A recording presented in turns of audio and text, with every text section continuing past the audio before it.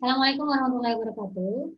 Pada pertemuan kita kali ini, kita akan membahas tentang sistem bilangan real, di mana sistem bilangan real ini merupakan semesta pembicara pada mata kuliah matematika di satu semester ini. Oke, baiklah. Mungkin sebelumnya, coba saya berikan contoh beberapa permasalahan matematika di teknik sipil, di antaranya itu permasalahan urutan, kemudian menentukan jarak, kemudian menentukan volume dari suatu benda padat, dan seterusnya. Masih banyak lagi terkait contoh permasalahan matematika di teknik sipil. Oke, untuk materi di dalam sistem bilangan real ini, ya, ini sifatnya review aja, karena mungkin sudah pernah kita dapatkan di tingkat SMA atau SMK atau bahkan SMP, sehingga tidak terlalu kita ulas lebih dalam. Ya, ada klasifikasi bilangan, sifat operasi aritmatika, khususnya untuk bilangan real, kemudian persamaan dan ketidaksamaan aljabar, kemudian nilai mutlak, pangkat dan akar kuadrat, kemudian ada model matematika.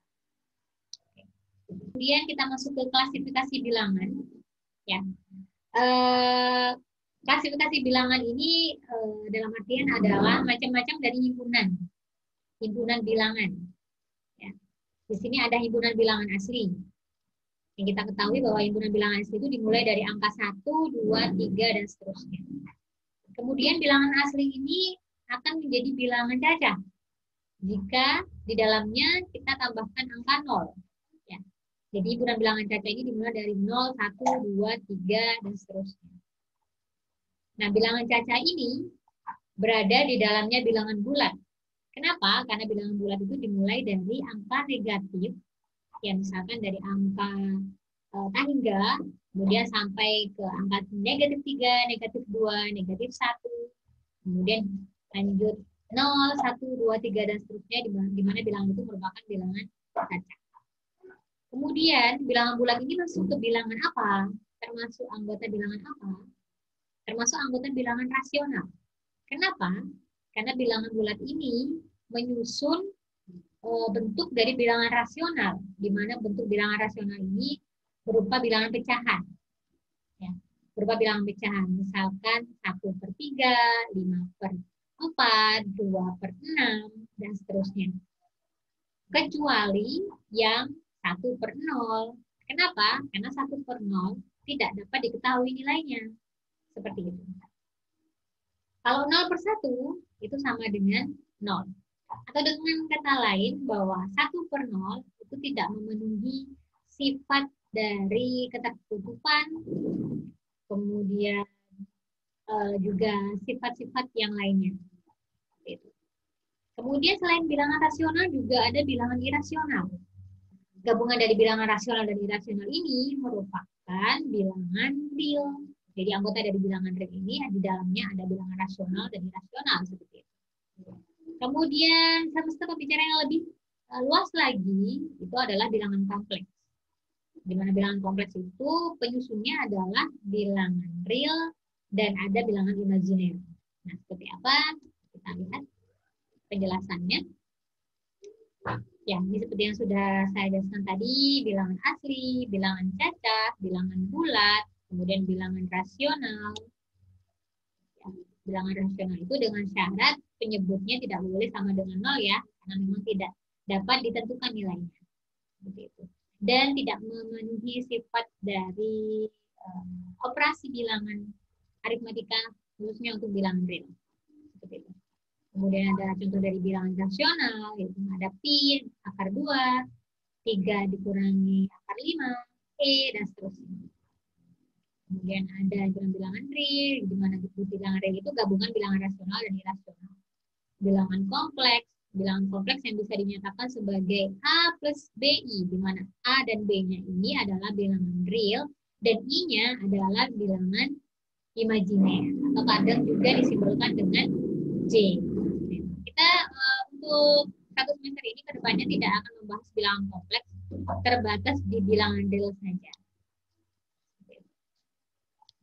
Kemudian untuk bilangan real sendiri, nah seperti yang sudah saya katakan tadi bahwa bilangan ini itu dapat dinyatakan dalam bentuk desimal. Desimal yang seperti apa? desimal yang berulang atau berhenti. Ya, itu yang disebut sebagai bilangan rasional.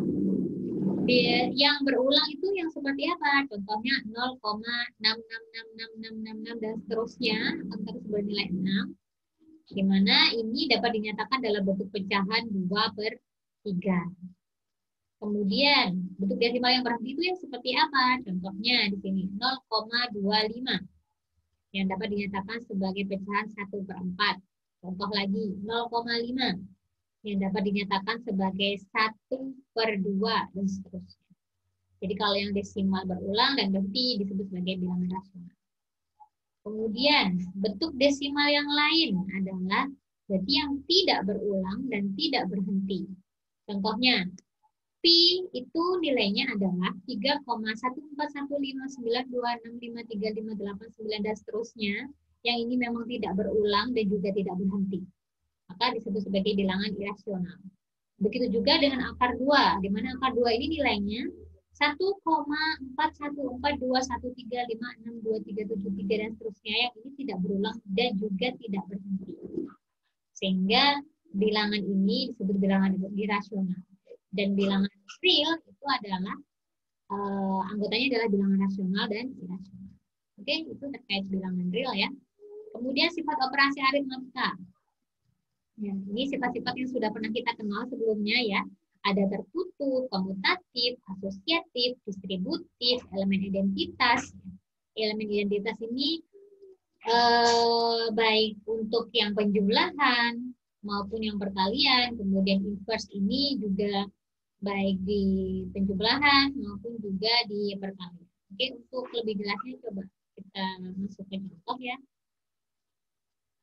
Jadi contohnya untuk yang sifat tertutup, maksudnya apa? Jadi kalau kita punya bilangan real 2,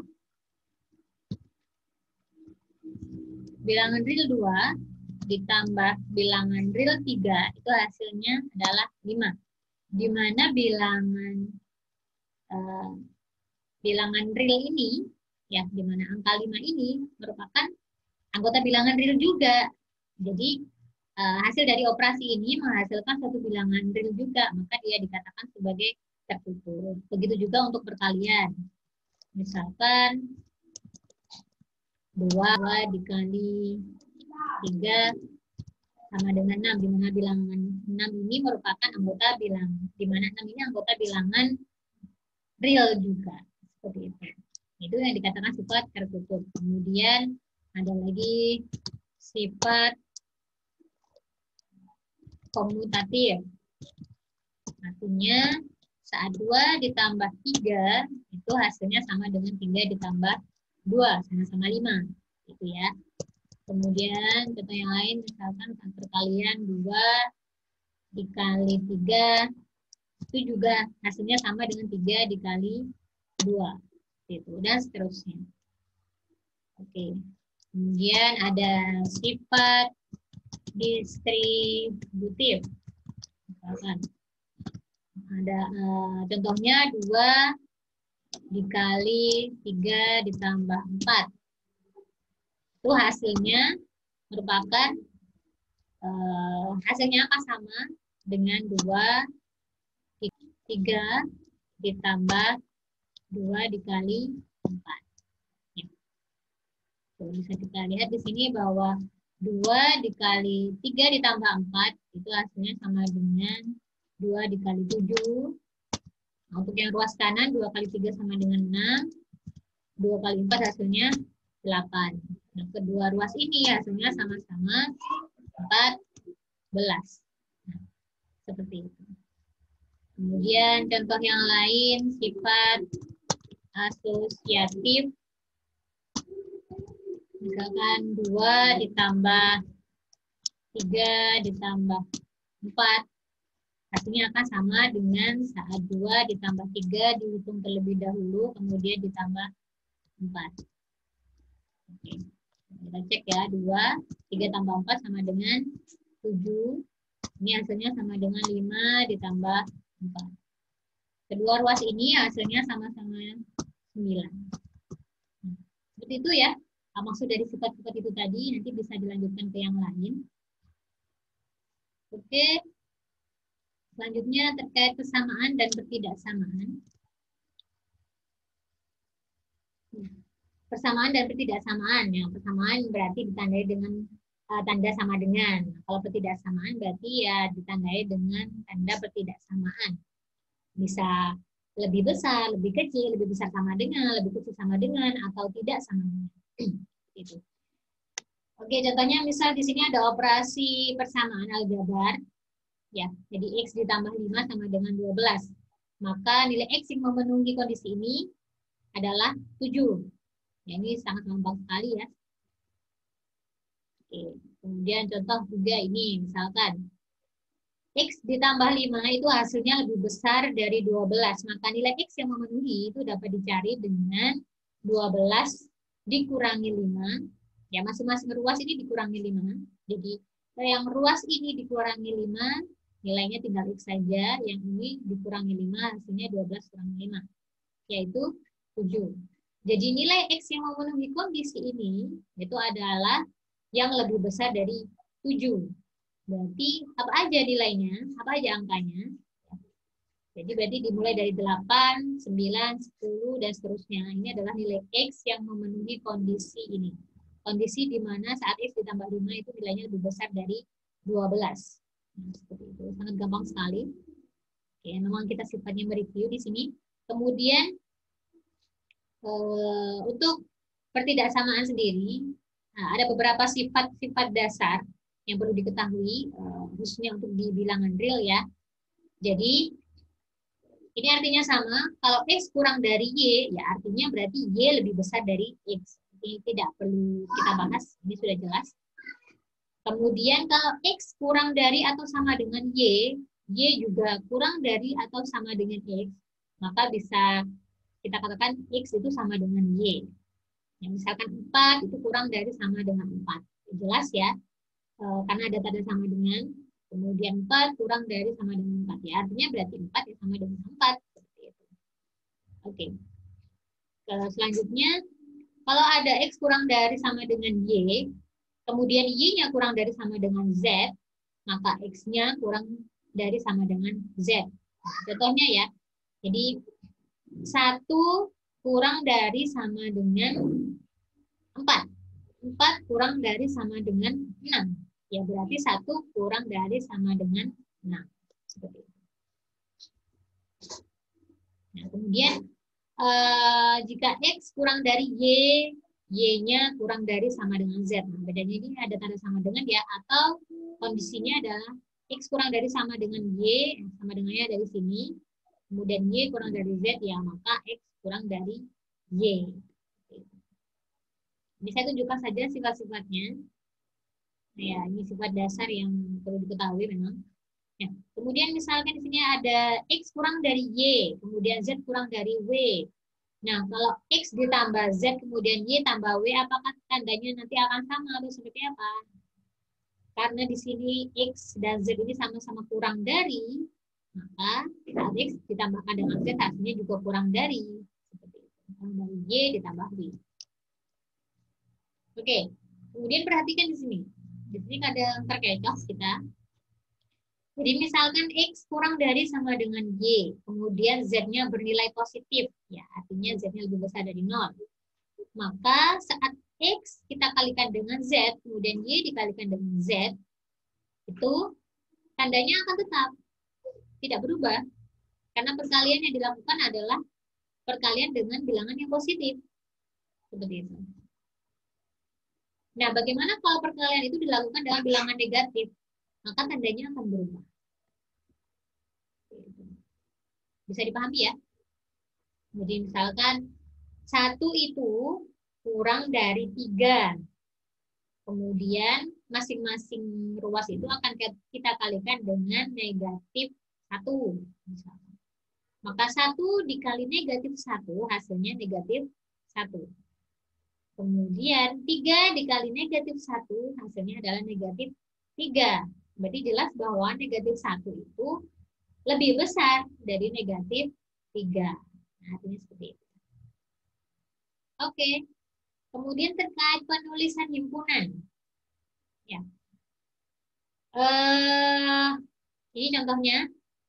Jadi suatu himpunan bilangan X, di mana X itu berada di antara A dan B. Ya. Berarti bisa kita tulis seperti ini. Ini maksudnya apa? Karena dia tidak ada tanda sama dengan, berarti nilai A dan B-nya tidak ikut. Kalau ada tanda sama dengannya, berarti nilai A dan B-nya ikut. Kalau ikut berarti bentuknya seperti ini. Kalau seperti ini, nilai A-nya ikut, nilai B-nya nggak ikut. Begitu juga dengan ini, berarti nilai A-nya tidak ikut, nilai B-nya ikut. Nah, untuk lebih jelasnya, coba kita masukkan contoh ya. Himpunan yang anggotanya adalah X, di mana X itu nilainya berada di antara 2 dan 7.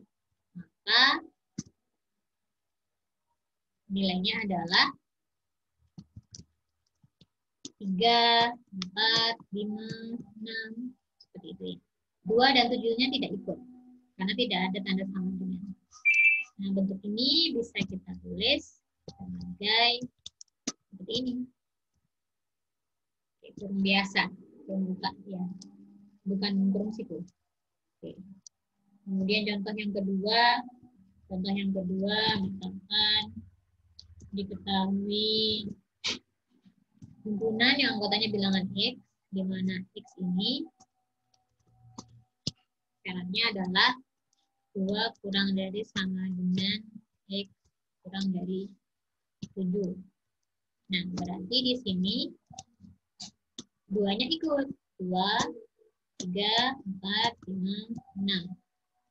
Jadi X ini nilainya adalah dari 2, 3, 4, 5, 6. 7-nya nggak ikut karena tidak ada sama dengan. Dan ini penulisannya bisa kita tulis seperti ini.